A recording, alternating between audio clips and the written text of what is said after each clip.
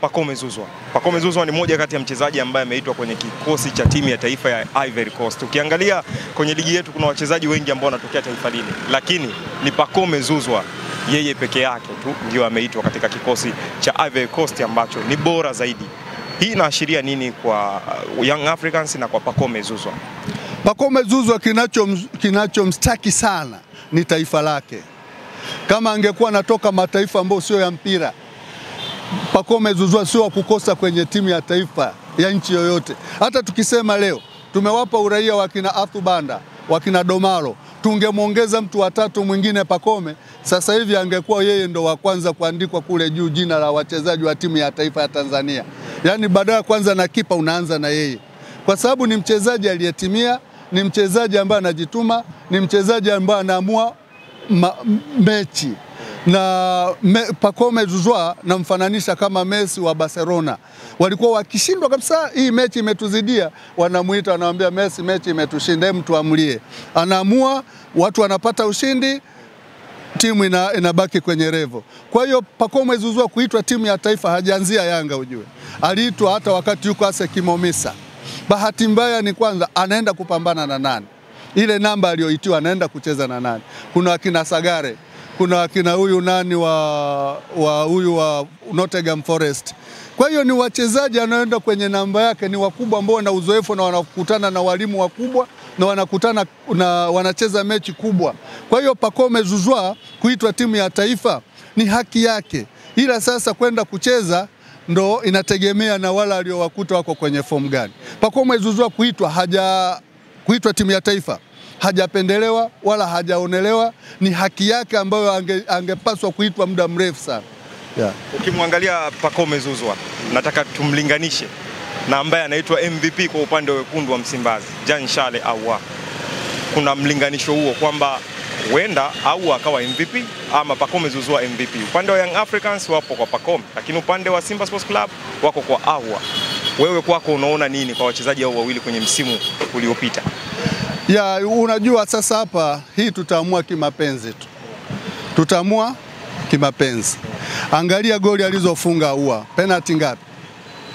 Angalia goli alizofunga huyu nani Pacome Zouzoua, goli ngapi? Angalia mechi alizocheza Pacome Zouzoua akiwa Simba na Yanga, angalia mechi alizocheza Ahoua akiwa Simba na Yanga, wote wakiwa ndani ya pichi. Ni nani aliamua matokeo? Ni nani aliyekuwa chachu katika timu yake?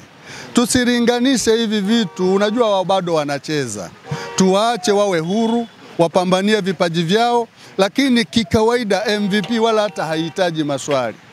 Hahitaji maswali. Wamekutana juzi hapa, huyu akiwa timu yake, huyu akiwa timu yake. Ni nani wewe mwenyewe tu kwa kuangalia, ni nani aliyecheza vizuri mechi ile kati ya Pacome Zouzoua na Ahoua? Ile mechi angao ya Isani, nani aliyecheza vizuri kwako? Wewe ndo tunakupa uamue sasa MVP wa mechi ile. Mimi mchungaji majibu sina. Una. Sasa mimi ninayo. Alicheza vizuri Pacome. Alicheza vizuri Pacome. Sasa kama mtu kila mkikutana anacheza vizuri yeye, wewe hiyo sifa ya kuwa MVP unaitoa wapi? Hapa tu MVP ni sifa ambazo yani uwe na uwezo mkubwa wa kuwashinda wenzako wote. Juzi hapa kapiga chenga mpaka kipa. Kilichotokea si unakiona? Sasa mtu kama yule unampa MVP, umevutiwa na nini? Magoli mengi yanayoshinda ni ya penalty. Sasa uwezo wa mtu kuweza kushinda ni zile zinaitwa kujipanga na kupata magoli ya open play. Sasa magoli mengi ni ya dead ball. Utampaje MVP? Simkatai, na mimi sio mtoa tuzo, lakini tunajaribu sasa kumpa kila mtu, tumpe haki yake bila kupendelea. Pacome Zouzoua the best one kuliko Ahoua. Maswali yanakuja, kwani set pieces sio sehemu ya mchezo ama sio magoli ambayo yamerasimishwa kisheria za FIFA? Set pieces iko katika aina karibu 3. Kuna mpira wa kufanywa fauli kawekwa wa kutenga, kuna kona na kuna penalty. Zote hizo ni set pieces. Sasa hiyo nikisema dead ball ni mtu ambao mpira ambao umetulia tu, haukabwi wala haushughulishwi. Sasa ukipiga likienda goli ni goli kwa sababu umetumia uwezo wako, lakini mara nyingi hata penalty zile za mpira wa kuwekwa hazihesabiwi katika magoli ya ushindi. Na sasa hivi FIFA nasikia wanarekebisha. katika ndani ya dakika 90 sheria wanaileta. Ukipiga penalty kipa akiucheza ukiurudishia umeotea. Maana yake ulipewa haki ya kucheza na yeye mpira huu tu mmoja. Kwa hiyo tu labda swali lako ni kujibu. Kwangu mimi naona MVP anayekuja anayestahili ni Pacome Zouzoua. Vipi kuhusu wachezaji wetu wa kigeni kwenye viwanja vya mikoani? Kama tulivyoiona Young Africans, kuna baadhi ya mashabiki walisema kwamba uwanja ndio umepelekea Young Africans kutokupata matokeo mbele ya Mbeya City. Hiyo bana ni scenario za kukosa point tu. Kwa sababu hata ukiangalia kweli kunakuwa na changamoto, lakini mbona wanashinda? Hiyo viwanja vya mikoani vina changamoto, lakini isiwe sababu kubwa sana ya kupelekea kwamba ndo kwa sababu hiyo. Lazima tuwe na excuse ambazo zitakuwa za kimpira. Viwanja hivyo vipo. Azam kasawazishiwa dakika ya 93 wapi hapo? Na Samuyo ulikuwa mbaya? Haukuwa mbaya, ni uwanja bora kabisa. Kwa hiyo tukipoteza tusikimbilie kusingizia viwanja vya mikoani havifai. Tujipange na viwanja hivyo hivyo kwa sababu si ndo vingi. Unacheza mechi 15 hapa Dar es Salaam, lakini nyingi utatoka. Sasa kama viwanja vyote vya mikoani hukujipanga kushinda, utachukuaje kombe lenyewe? Kwa hiyo tukubaliane na mazingira tunayokutana nayo. Na mpambanaji mzuri hachagui sehemu. Unapambana kutokana na sehemu ambayo uko nayo kwa wakati huo.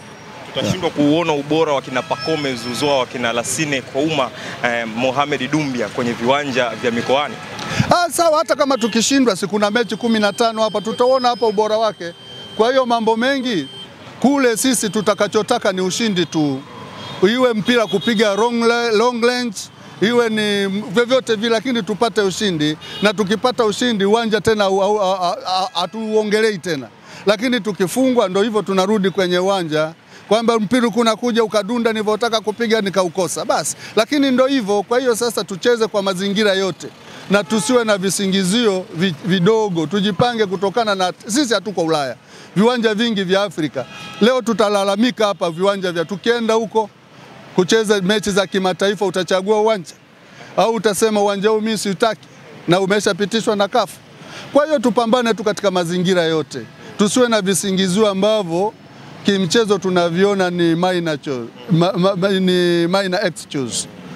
Wanasema kwamba wachezaji waliotoka kwenye ligi kubwa kama Mohamed Dumbia wamecheza huko ligi za nje kwenye viwanja bora, inakuwa ni ngumu sana kuweza kufanya vizuri kwenye hivi viwanja vyetu hapa hasa vya mikoani. Basi kama inawapa shida, tuna kina Mdathiri ambao wamekulia hapa wacheze hao.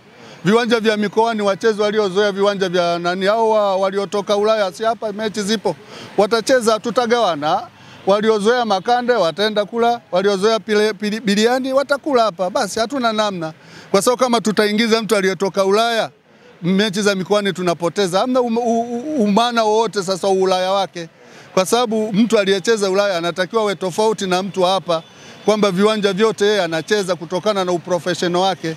Sasa kama atakuwa anachagua uwanja kwamba huko anacheza vizuri, huko anacheza vibaya kwa sababu ya uwanja, hajawa bado professional. Kweli uwanja una changamoto, lakini lazima upambane sasa kutokana na hali ulioikuta.